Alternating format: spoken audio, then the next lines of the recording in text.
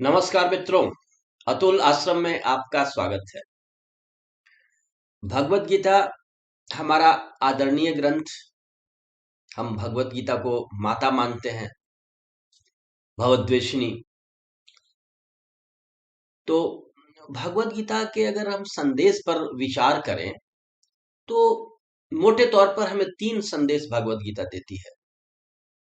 पहला संदेश देती है, भागो मत, जीवन का सामना करो, be a strong and fight. जीवन एक संघर्ष, एक बैटल है, एक युद्ध क्षेत्र है। प्राय हम यहां से भागने की सोचते हैं। तो सबसे पहला संदेश तो गीता का ये है। जैसा कि अर्जुन ने कहा था कि युद्ध मैं नहीं करूंगा, कि हमारे नियर एंड डियर हैं लोग। लेकिन भगवान कृष्ण ने द्वितीय अध्याय के तीसरे श्लोक में एक बहुत मोटिवेटिंग बात कही। और उन्होंने कहा, क्लैब्यम मां समगमः पार्थ न एतत्त्वयि उपपद्यते क्षुद्रम हृदय दौर्बल्यम त्यक्त्योतिष्ठ परंतप। ये जो त्यक्त्योतिष्ठ परंतप है कि दुर्बलता छोड़ करके, हृदय की दुर्बलता कायरता को छोड़ करके, भाई संघर्ष तो भयानक दिखता ही है लेकिन भागना नहीं है।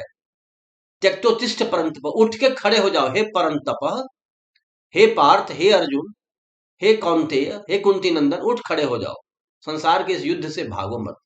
तो ये पहला बड़ा संदेश भगवत गीता देती है कि जो कोई भी कर्म हमारे सामने है, जो भी चुनौती हमारे सामने है, जीवन में जैसा कोई भी संघर्ष चल रहा हो, कोई प्रोजेक्ट हमारे पास है, हम पहले उससे जी न चुराए, उस पर जम के काम करें, पहला। दूसरा संदेश भगवत गीता देती है कि अब अगर संघर्ष कर ही रहे हो तो रो करके मत करो, वीर के तरह करो, एक कलाकार की तरह संघर्ष करो। कैसे ये कलाकार कैसे बनोगे वीर? जब तुम में भक्ति आएगी, जब तुम में अनासक्ति आएगी, जब तुम में ज्ञान आएगा।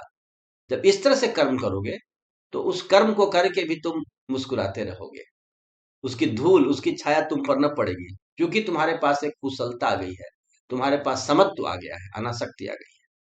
तो भक्ति पूर्वक हम कार्य को करें, अनासक्ति पूर्वक करें, हम उसमें लिप्त न हो, हम ज्ञान पूर्वक कार्य को करें।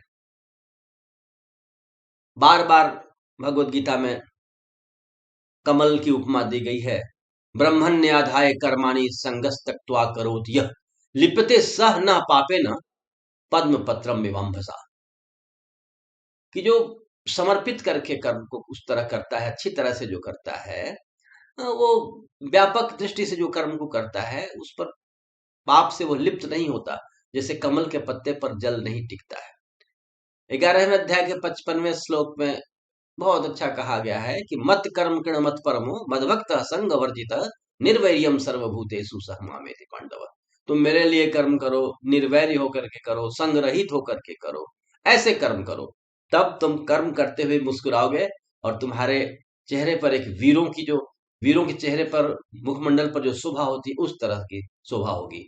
मैं आपको उदाहरण दूं क्लासरूम की। कुछ टीचर क्लास में जाते हैं और उधर से उदास लौटते हैं, पसीना पोंछते हुए लौटते हैं, क्लास से बाहर निकलते हैं परेशान, थके हुए, ऊर्जा का ह्रास होता है। कुछ ऐसे होते हैं शिक्षक जो क्लास में जाते हैं मुस्कुराते हुए और उससे ज्यादा खुश होकर के क्लास से लौटते हैं। उन्होंने क्लास को क्या किया?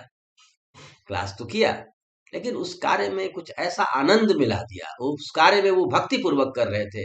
जिनको पढ़ाने गए उनको उन्होंने भगवान मान लिया अपना, जैसा विश्वामित्र मानते थे कि मैं ईश्वर को पढ़ा रहा हूँ, ईश्वर मेरे घर आए हैं। तो इस भक्ति भाव से जब आप काम को करके जाते हैं तो वो टीचर क्लास से लौटता है मुस्कुराते हुए बाहर। ये फर्क है। एक टीचर बार बार पूछते हैं, ये पता नहीं लोग क्लास से हंसते हुए कैसे लौटते हैं, वो पसीना पोंछते हुए रुमाल से लौटते थे। तो इसका सीधा यही जवाब आया कि जो कार्य भक्ति पूर्वक करेगा उसको कभी भी जरूरत नहीं पड़ेगी परेशान होने की, और वो मुस्कुराता हुआ क्लास से बाहर आएगा। तो ये बात है। तो कार्य में हम क्या करेंगे? हम भक्ति, अनासक्ति और ज्ञान को मिश्रित कर दें, असंग होकर के करें, अनासक्त होकर करें, और इस तरह से कार्य अगर करेंगे तो वह कार्य कुशल कार्य होगा, वह समत्व पूर्व कार्य होगा, समत्व पूर्वक कार्य होगा। और वही कर्म की कुशलता योग है, भगवत गीता कहती है। तो जब हम सामना करते हैं कर्म क्षेत्र में, युद्ध क्षेत्र में, जब हम भक्ति, ज्ञान और समर्पण पूर्वक कार्य करते हैं, तो बाद में हमें समझ में एक बात आने लगती है, जब हम परिपक्व हो जाते हैं, मैच्योर हो जाते हैं, कि सब कुछ करा कराया प्रभु का ही है, सर्वत्र उन्हीं का खेल चल रहा है। जब ये भाव आता है तब हम अर्पण कर देते हैं, समर्पण कर देते हैं। जो भी नाम यश हमें मिलता है, श्रेय मिलता है, कहते हैं, हमें समझ में आ जाता है कि ये सब अपना कुछ नहीं है। शक्ति किसी और ने दिया है, बुद्धि किसी और ने दी है, निर्णय की क्षमता, मन, बोलने की शक्ति, सब तो कहीं से आया है। जिसने दिया है उसी का खेल चल रहा है, इसमें मेरा कुछ नहीं है। मैं एक रोल प्ले कर रहा हूँ, एक नाटक कर रहा हूँ। जब ऐसा भाव आता है तो व्यक्ति सब कुछ समर्पित कर देता है। जैसे माली को इस बात का कुछ भी अहंकार नहीं होता। जो सच्चा माली है वो मानता है कि पानी कहीं से और से आ रहा है, उसका काम है पौधों को वही पानी पहुंचाना। पानी बनाने वाला माली नहीं है। पोस्टमैन को भी पता है कि पत्र कहीं और से आ रहा है, प्राप्त करने वाला कोई और है। बीच में वो थोड़ा निमित्त बन गया है, थोड़ा साधन बन गया है। तो इस तरीके से ये भाव, अंतिम भाव आता है जब समर्पण का भाव आता है। बहुत अच्छी पंक्ति 18वें अध्याय के 66वें श्लोक में कहा गया है भगवत गीता में कि अहम त्वा सर्वपापेभ्यो मोक्षयिष्यामि मा शुचः सर्वधर्मान् परित्यज्य माम एकम शरणं व्रज अहम त्वा सर्वपापेभ्यो मोक्षयिष्यामि मा शुचः, कि तुम एक मुझ में समर्पण कर दो, सारा विवाद छोड़ करके, दार्शनिक उलझनों में न पड़ते हुए तुम एक मुझ में समर्पण कर दो, मैं तुम्हें सभी पापों से मुक्त कर दूंगा। तो ये 3 संदेश हैं भगवत गीता के, और इन 3 संदेशों में हम पूरे भगवत गीता को देख सकते हैं। हम अगर भगवत गीता का मनन और चिंतन करें तो इन 3 संदेशों को हम अपने भीतर में इम्बाइब कर सकते हैं। पहला संदेश क्या हुआ? भागो मत, जीवन का सामना करो। ये युद्ध क्षेत्र तुम्हें पुकार रहा है। पर्वतारोहियों को जैसे पर्वत की चोटी पुकारती है, पर्वत के शिखर पुकारते हैं कि देखो देखो वो कायर घर में बैठा हुआ है, उसमें हिम्मत नहीं है। और पर्वतारोही उठ खड़ा होता है, बैग लेता है, अपना बैग पैक लेता है और चल देता है। उसी तरह से मछुआरों को समुद्र पुकारता है, क्या कर रहा है घर में बैठकर, आओ आओ हम तुम्हारा आह्वान करते हैं।